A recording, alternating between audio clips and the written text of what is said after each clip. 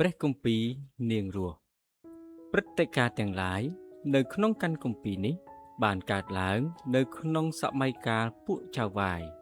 ដោយព្រោះភាពអំណត់អត់ឃ្លាននៅស្រុកអ៊ីស្រាអែលស្ត្រីសាសយូដាម្នាក់ឈ្មោះណាអូមីនិងប្តីព្រមទាំងកូនប្រុសពីរនាក់ទៀតបាននាំគ្នាធ្វើដំណើរទៅស្រុកម៉ូអាប់នៅទីនោះកូនប្រុសម្នាក់របស់នាងបានរៀបការជាមួយនឹងកូនស្រីសាសម៉ូអាប់ដែលមានឈ្មោះថានាងរស់ក្រោយពីប្តីនិងកូនប្រុសពីរនាក់របស់នាងណាអូមីបានស្លាប់ទៅ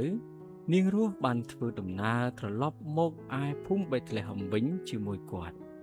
តាមច្បាប់នៃសាសអ៊ីស្រាអែលកាលណាប្តីស្លាប់ទៅនោះត្រូវឲ្យសាច់ញាតិជិតខាងរបស់ប្តីរៀបការជាមួយស្ត្រីមេម៉ាយនោះដើម្បីរក្សាត្រកូលគ្រួសារព្រមទាំងទ្រព្យសម្បត្តិរបស់គ្រួសារបុរសដ៏មានចិត្តសន្តោសម្នាក់ឈ្មោះបូអុស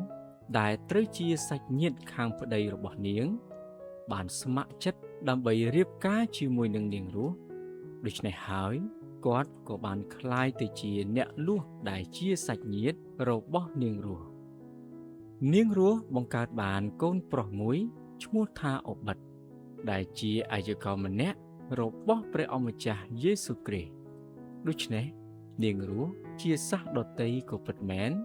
តែនាងត្រូវបានចុះក្នុងបញ្ជីនៃពងសាវតារបស់ព្រះសង្គ្រោះព្រះគម្ពីរម៉ាថាយជំពូក1ខ5